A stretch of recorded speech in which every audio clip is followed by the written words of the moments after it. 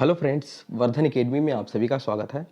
दोस्तों, जैसा कि आप सभी को पता है, कल रीट जो राजस्थान जो शिक्षक भर्ती थी, रीट की परीक्षा का कट ऑफ जारी हुआ है। ठीक है, मतलब जो प्राथमिक लेवल का जो कट ऑफ है वो जारी हुआ है और ठीक ठाक वैकेंसी भी थी। और ऐसे में जो कट ऑफ जारी किया गया है उसमें आपको पहले मैं एक बार बता देता हूँ। जनरल का गया है 130, ठीक है। ओबीसी का गया है 127 और एससी का गया है, एससी कैटेगरी का 119 और ईडब्ल्यूएस का गया है 124। ये 150 की मैं बात कर रहा हूँ। और ऐसे में ये पहली बात तो डॉक्यूमेंट वेरिफिकेशन के लिए 2 गुने कैंडिडेट बुलाए गए हैं, तब इतनी ज़्यादा गई है। और अगर फाइनल जो कट ऑफ होगी वो जब जाएगी तो ये मान के चलिए 135 से 140 के बीच जनरल की रहेगी और 130 से 135 के बीच में या 135 के आसपास यहाँ पर ओबीसी की जा सकती है और इसी तरीके एससी की 125 प्लस जा सकती है। ठीक है, तो इसके बाद लोगों के मन में काफ़ी सवाल उठ गए हैं कि जो जूनियर शिक्षक भर्ती है उसकी कट ऑफ कितनी रह सकती है या फिर नई प्राथमिक शिक्षक भर्ती आएगी उसमें कट ऑफ कितनी रह सकती है। ठीक है, तो इससे काफ़ी सवाल उठ रहे हैं और ऐसे में मैंने आपको प्राथमिक शिक्षक भर्ती के बारे में काफ़ी कमेंट आ रहे हैं तो उसको मैंने वहाँ पर बता दिया आपको, आप लोग जाके देख सकते हैं। लेकिन जूनियर के बारे में भी काफ़ी कमेंट आ रहे हैं कि सर जो जूनियर शिक्षक भर्ती हुई है उसमें वैकेंसी बहुत कम थी। ठीक है, बहुत कम थी, एक सीट पे 200 कैंडिडेट की यहाँ पे फाइट हुई थी, तो उसमें कितना कट ऑफ रह सकता है। ठीक है, सबके मन में जो सवाल आ रहा है वो बिल्कुल जायज़ है। ठीक है, तो उसी के बारे में हम लोग आज की वीडियो में बात करेंगे कि कैटेगरी वाइज कितनी कट ऑफ रह सकती है इस बार जो जूनियर शिक्षक भर्ती है उसमें, जूनियर एडेड शिक्षक भर्ती हुई है उसमें। जैसा कि आप सभी को पता है कि जो जूनियर शिक्षक भर्ती है उसका एग्जाम अक्टूबर में करवा दिया गया था, उसके बाद उसका स्कोर कार्ड भी जारी कर दिया गया था। ठीक है, स्कोर कार्ड जारी हुआ था, उसके बाद कई लोगों ने धांधली के भी आरोप लगाए थे क्योंकि जायज़ सी बात है कि 144 145 नंबर लोगों के आए हैं, तो यहाँ पर थोड़ा सा क्योंकि जिस लेवल का पेपर आया था उस हिसाब से वहाँ पर जो बातें निकल के सामने आ रही थी कि 144 नंबर आए हैं या एक ही घर के 6 6 7 7 लोगों के 145 142 148 नंबर आ रहे हैं, तो इस तरीके से नंबर आ रहे हैं, तो ये जायज़ ये सवाल था। ठीक है, हालांकि इसमें कितनी सच्चाई है ये कंफर्म नहीं कह सकते, लेकिन अगर ऐसा है और जहां तक ऐसा है अगर, ठीक है, 144 और वायरल हो रहा है, ठीक है, आजकल सब कुछ किया जा सकता है, लेकिन अगर है तो फिर ये बहुत ही चिंताजनक बात है। ठीक है, कि कट ऑफ ऑलरेडी बहुत आई जाएगी, अगर इस तरीके की चीज़ें हुई हैं तो फिर कट ऑफ फिर अलग ही लेवल पे चला जाएगा। ठीक है, दूसरी चीज़ है, एक चीज़ और बात पहले कर लेते हैं। कुछ लोगों का ये भी सवाल आता है, कट ऑफ बाद में बात करेंगे, पहले ये आप लोग समझ लीजिए। कुछ लोग ये कहते हैं कि सर प्रोसेस इसकी कब स्टार्ट होगी, आगे की जो प्रोसेस है वो कब तक स्टार्ट हो जाएगी।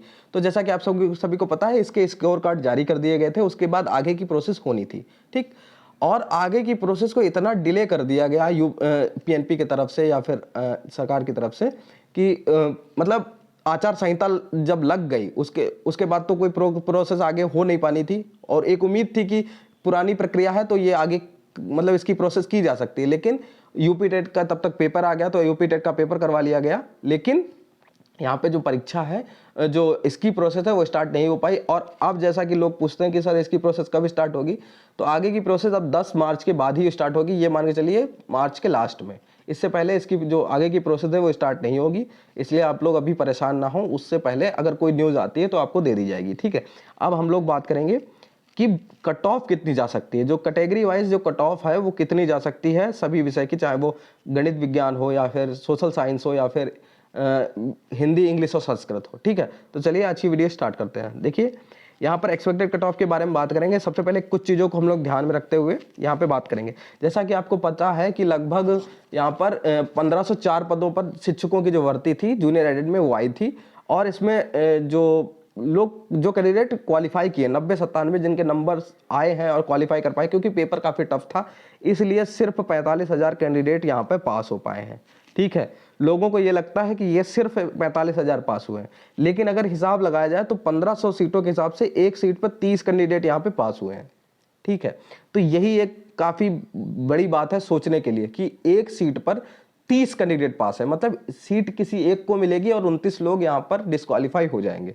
ठीक है, तो कट ऑफ यहीं पे बढ़ सकती है। दूसरी चीज़ मैं आपको बता दूं कि जो कट ऑफ 69,000 वैकेंसी में गई थी प्राथमिक में, ठीक है, 69,000 में जो कट ऑफ गई थी वो लगभग जनरल की 67 के करीब गई थी, ओबीसी की 66 के करीब गई थी। थर्ड काउंसलिंग की बात मैं कर रहा हूँ जिनका सिलेक्शन हो गया था। ठीक है, और जो एससी कैटेगरी है वो 60 प्लस के करीब गई थी, लेकिन वो स्थितियां अलग थी, परिस्थितियां अलग थी। आज से 3-3.5 साल पहले की बात है। और उस समय देखिए जो 2017 का बैच है, ठीक है। 2017 का बैच वो बैच है जिसने हाई स्कूल अपना मतलब 10th क्लास या 12th क्लास 2012 के बाद किया है, ठीक है। और जिन लोगों ने 2012 के बाद किया यूपी बोर्ड में, उनके काफ़ी अच्छे मार्क्स बने हैं, ये आप सभी को पता है। और अगर आपको नहीं ये लगता है तो अपने से जो आगे जिन लोगों ने 2012 के बाद 10th या 12th किया उनके मार्कशीट उठा के देख लीजिए, जिस तरीके की उनकी पढ़ने में वो लोग हों उस हिसाब से देख लीजिएगा, नंबर उनके अच्छे आए थे, ठीक है। तो 2017 का जो बैच है डीएलएड वाला वो 2012 के हाई स्कूल करने के बाद वाला है, ठीक है। ज़्यादातर लोग उसमें वही होंगे 90%, ठीक है। तो उसकी वजह से भी थोड़ा सा वहाँ पे कट ऑफ बढ़ेगा। ऐसे में एक चीज़ देख लीजिए, जितनी मैं आपको कट ऑफ बता रहा हूँ, और वीडियो के लास्ट में अगर आपको उसमें कोई डाउट हो आप लोग कमेंट बॉक्स में पूछ सकते हैं, और जब इसकी फाइनल कट ऑफ जारी हो तब आप लोग देख सकते हैं कि आप लोग आके वापस कह सकते हैं कि सर देखिए यहाँ पर इतनी कट ऑफ गई, आपने इतनी बताई थी, ठीक है। तो जनरल की कट ऑफ जो है वो आपकी 73 से 74, इससे कम अगर आपका है तो थोड़ा रिस्क है, इससे ऊपर है या इतना है तो आप लोग अपने आप को मान सकते हैं कि आपका सिलेक्शन हो सकता है। हालांकि मैं आपसे यही कहूंगा, इससे ऊपर जा सकती, इससे नीचे नहीं जाएगी, ठीक है। क्योंकि एग्जैक्ट बताई नहीं जा सकती, लेकिन इससे नीचे नहीं जाएगी क्योंकि एक सीट पर ऑलरेडी 30 कैंडिडेट है, 30 कैंडिडेट, ठीक है। पूरे 30 कैंडिडेट एक सीट पर है, मतलब 29 लोग यहाँ डिस्क्वालीफाई होंगे, ठीक है। 73 से 74 अगर जनरल की बाई चांस जाती है तो ओबीसी की मैं 72 से 73 बोल रहा हूं, लेकिन एक चीज आपको मैं बता दूं कि सिर्फ दशमलव में ही अंतर रहेगा, ठीक है।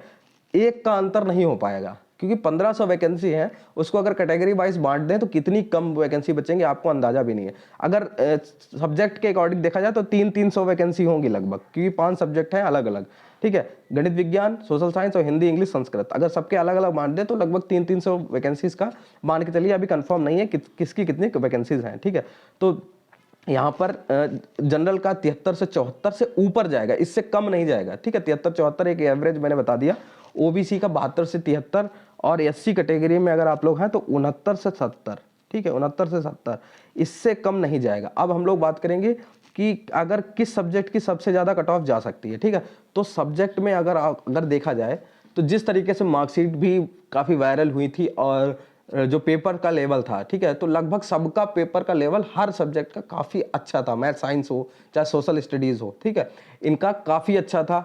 और जो हिंदी का भी लोग टफ बता रहे थे, इंग्लिश का भी अच्छा बता रहे थे, संस्कृत का भी लगभग सबका यही बताया जा रहा था कि पेपर काफ़ी अच्छे लेवल का था। लेकिन जिस हिसाब से इन सब में अगर तुलना की जाए तो संस्कृत के बारे में कुछ लोग मेरे भी जानने वाले हैं जिन्होंने पेपर दिया था, और काफ़ी लोग चैनल पे भी हैं जिनसे बात हुई तो उन लोगों ने भी ये कहा। तो उस हिसाब से अगर देखा जाए तो संस्कृत का सबसे ज़्यादा जा सकता है, मतलब कि 73 और 74 से थोड़ा सा ऊपर भी बढ़ सकता है, ठीक है। लेकिन बाकी जो आपके सब्जेक्ट हैं वो इससे नीचे नहीं जाएंगे, इससे ऊपर ही जाएंगे। तो उम्मीद है आपको सारी चीज़ें क्लियर हो गई होंगी। और ईडब्ल्यूएस का अगर कोई पूछे तो ईडब्ल्यूएस का ओबीसी के लगभग बराबर ही जाता है। तो अगर आप ईडब्ल्यूएस कैटेगरी से हैं तो आप लोग अपना ओबीसी के हिसाब से मान सकते हैं, ठीक है। तो दोस्तों आज की वीडियो में सिर्फ इतना ही है। अगर आपके मन में कोई डाउट हो तो आप लोग कमेंट बॉक्स में पूछ सकते हैं। आज की वीडियो देखने के लिए धन्यवाद।